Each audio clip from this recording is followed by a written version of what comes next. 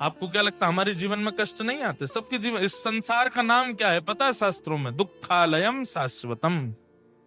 ये दुखालय है। जैसे भोजनालय में भोजन, जैसे विद्यालय में विद्या, जैसे कार्यालय में कार्य, वैसे ही दुखालय में दुख। हो ही नहीं सकता कि कोई दुख ना भोगे, सब दुख भोगेंगे। आपके जीवन में अगर दुख चल रहा है तो प्रतीक्षा करो, कुछ दिन बाद घट जाएगा। और आपके जीवन में अभी दुख नहीं आया तो प्रतीक्षा करो, आने वाला है, तैयार खड़ा है, बस थोड़ी एक करवट बदलेगा। इसलिए बच कोई नहीं सकता। हाँ, बस एक चीज हो सकती है। क्या? मैं एक बात कहता हूं, भगवत कृपा से व्यास मंच से एक विषय मन में आता है कि भक्ति क्या है? एनेस्थीसिया का इंजेक्शन है। एनेस्थीसिया क्या होता है? सुन्न कर देता है, फिर काटो पीटो खून निकले कुछ नहीं पता चलता। ठीक वैसे ही भक्ति क्या है? बोले जो जीवन में भक्ति प्रारंभ कर देता है, जिसके जीवन में प्रेम लक्षणा भक्ति प्रारंभ हो जाती है, कष्ट आते हैं, विपत्ति आती हैं, लॉसेस आते हैं, परीक्षाएं आती हैं, एग्जाम्स आते हैं, बहुत सारे अप्स एंड डाउन्स आते हैं, पर उसको एनेस्थीसिया लगा हुआ, सुन्न पड़ा, पता ही नहीं चलती उसको हो क्या गया। परिस्थिति तो आएगी लेकिन आप विचलित नहीं होगे। हमारी आपसे प्रार्थना है, अगर परिस्थिति आ रही है तो इसको ये समझ करके भोग लीजिए कि ठाकुर जी मेरे किए गए जितने कर्म हैं उन सबका बस हिसाब बराबर कर रहे हैं। और अगर परिस्थिति खराब नहीं आ रही है तो ठाकुर ये सोचना अभी लंबे जन्म लेने पड़ेंगे हमको, इस जन्म में नहीं तो अगले जन्म में भुगवाएंगे, फिर उसके बाद भुगवाएंगे। एक बार में ठाकुर जी भुगवा रहे हैं तो समझ जाओ कि बस निवृत्ति है, लास्ट है हमारा। ये बात सत्य है। जो व्यक्ति अति भोग लेता है ना एक ही जीवन में, उसका अंतिम जन्म है। क्यों? ठाकुर जी ने उसके सारे एक साथ ही दे दिए। भीष्म पितामह इतमतिरुपकल्पिता वितृष्णा भगवत सात्वत पुंगवे विभूम्ने स्वसुखमुपगते क्वचिद् विहर्तुं प्रकृतिमगं किल यस्य गोपबद्ध्वा कृतमनुकृतवत्य उन्मदान्धा प्रकृति मगन किल यस्य गोपबद्ध्वा। भीष्म पितामह क्या कहते हैं ठाकुर जी से?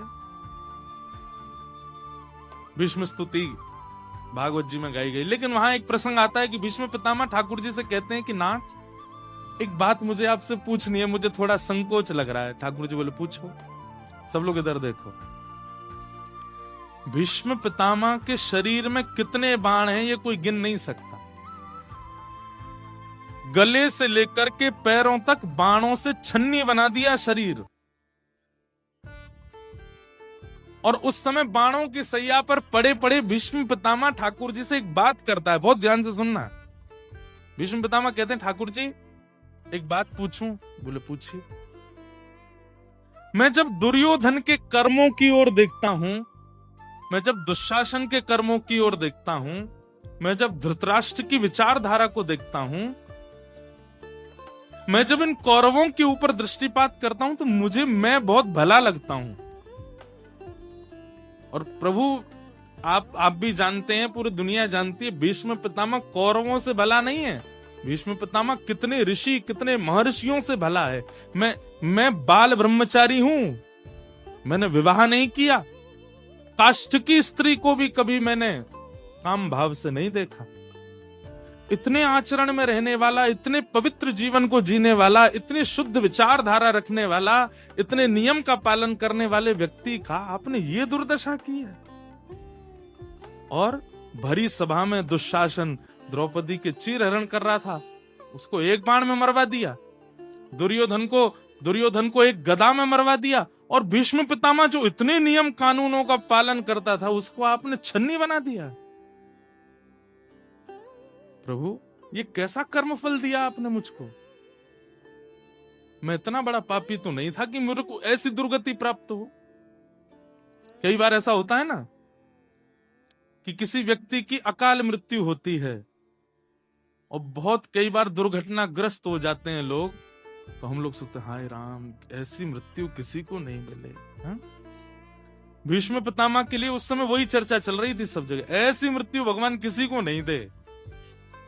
तब भीष्म पितामह ठाकुर जी से बोले, मैंने क्या किया ऐसा जो आपने मुझे इतनी पीड़ा दी, इतना कष्ट दिया? तब इसके ठाकुर जी ने अनेक उत्तर दिए।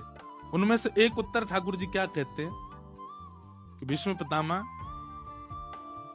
तुम्हारे 100 जन्मों का लेखा जोखा है मेरे पास में, और उन 100 जन्मों में तुमने जो जो किया, अगर उन पर मैं दृष्टि डालूं तो तुमको अभी आगे 50 जन्म और लेने पड़ेंगे। लेकिन इस जन्म में मैं तुम पर इतना रीझ गया हूं, मुझे तुम इतने अच्छे लग गए और मुझे तुमको पृथ्वी में भेजने का मन नहीं है, इसलिए आगामी 50 जन्म में जितना भोगना था वो मैंने एक बार में ही भोगवा दिया। सारे कष्ट समाप्त, अब तुम 0/0 हो गए हो, अब तुम मेरे से दूर नहीं आओगे, पृथ्वी पर तुमको आना नहीं पड़ेगा, इसलिए इतने कष्ट दिए। समझ में आई बात? संकटों का आगमन, ये बात निश्चित है कि कर्मफल के रूप में आता है, लेकिन संकटों का भोग लेना हमारे लिए फायदेमंद है। हम निवृत्त हो रहे हैं, हमारा वो क्रिया धरा जो है वो हिसाब बराबर हो रहा है, उससे बचने का प्रयास मत। बोलो गंगा मैया की जय, बोलो बद्री विशाल भगवान।